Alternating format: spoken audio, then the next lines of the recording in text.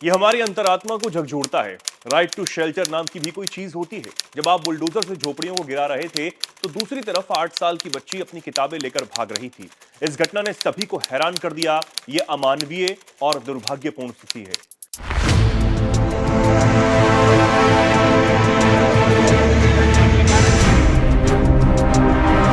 UP में योगी सरकार के बुलडोजर न्याय पर सुप्रीम कोर्ट झल्लाया हुआ है। योगी सरकार को बार बार बुलडोजर एक्शन को लेकर कोर्ट से फटकारा गया, लेकिन इस बार तो हद ही हो गई। सुप्रीम कोर्ट ने अब बाकायदा एक्शन लिया है और कहा कि देश में न्याय व्यवस्था है, आप कानून से इतर जाकर कौन सी कार्रवाई कर रहे हैं।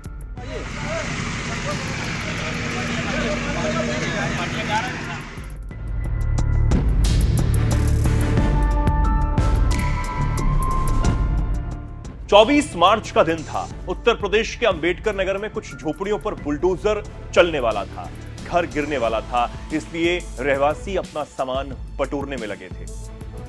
इस बीच उसी झोपड़ी में रहने वाली 8 साल की बच्ची भागकर झोपड़ी में गई और थोड़ी देर में बाहर निकली। जब बच्ची बाहर निकली तो बुलडोजर कार्रवाई करने आए अधिकारी भी हैरान हो गए और थोड़े इमोशनल भी। बच्ची के हाथ में स्कूल की कुछ किताबें थीं जो उसके लिए सबसे कीमती थीं। बच्ची की इस मासूमियत और पढ़ाई के लिए ललक को सबको इमोशनल कर दिया था। इस घटना का जिक्र करते हुए अब सुप्रीम कोर्ट ने योगी सरकार को कड़ी फटकार भी लगाई, साथ ही बड़ी कार्रवाई भी अब कर दी।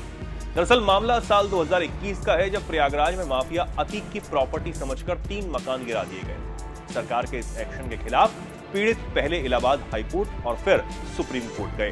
अब 4 सालों बाद जाकर पीड़ितों को न्याय मिला है। सुप्रीम कोर्ट ने योगी सरकार को आदेश दिया है कि पीड़ितों को 10-10 लाख का मुआवजा दिया जाए, वो भी 6 हफ्ते के अंदर। केस की टाइमलाइन और सुप्रीम कोर्ट का एक्शन। गैंगस्टर अतीक की प्रॉपर्टी समझकर वकील, प्रोफेसर और एक अन्य के मकान पर बुलडोजर चलाया गया। वकील जुल्फिकार हैदर, प्रोफेसर अली और एक अन्य ने इलाहाबाद हाईकोर्ट में कार्रवाई के खिलाफ याचिका लगाई। ये वही लोग हैं जिनका घर माफिया अतीक का घर समझकर गिराया गया था।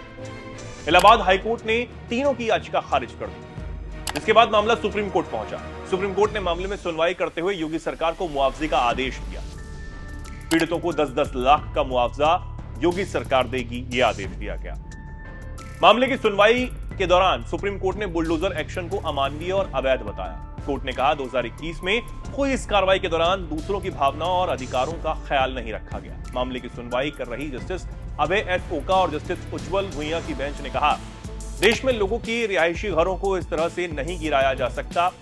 इसने हमारी अंतरात्मा को झकझोर दिया। राइट टू शेल्टर नाम की भी कोई चीज होती है, उचित प्रक्रिया नाम की भी कोई चीज होती है। इस तरह की कार्रवाई किसी भी तरह से ठीक नहीं। जिस तरह से तोड़फोड़ की गई वो पूरी तरीके से अवैध थी और आश्रय के अधिकार का उल्लंघन भी है।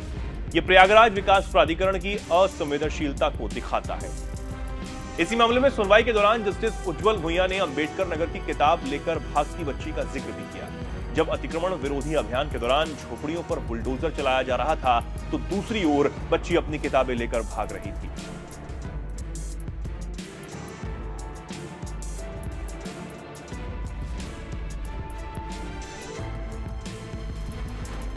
इस मामले में अब सियासत भी तेज हो गई। सुप्रीम कोर्ट के आदेश के बहाने विपक्ष ने योगी सरकार को घेरने का काम किया। समाजवादी पार्टी के अध्यक्ष अखिलेश यादव ने एक्स प्लेटफॉर्म पर बच्ची का वीडियो शेयर करते हुए लिखा, सुप्रीम कोर्ट का यह आदेश स्वागत योग्य है। प्रयागराज में 2021 में हुए बुलडोजर एक्शन पर सभी 5 याचिकाकर्ताओं प्रयागराज विकास प्राधिकरण 6 हफ्तों में 10-10 लाख रुपए मुआवजा देगा। इस मामले में कोर्ट ने नोटिस मिलने के 24 घंटों के अंदर मकान गिरा देने की कार्रवाई को अवैध घोषित किया। सच तो यह है कि घर केवल पैसे से नहीं बनता और ना ही उसके टूटने का जख्म सिर्फ पैसों से भरा जा सकता है। परिवार वालों के लिए तो घर एक भावना का नाम है और उसके टूटने पर जो भावनाएं आहत होती हैं उनका ना कोई मुआवजा दे सकता है, ना ही कोई इस तरह पूर्ति कर सकता है। परिवार वाला कहे आज का ना चाहिए भाजपा, परिवार वाला कहे आज का नहीं चाहिए भाजपा। इस मामले में इलाहाबाद हाईकोर्ट ने पीड़ितों की याचिका उत्तर प्रदेश सरकार के एक बयान के आधार पर खारिज कर दी थी।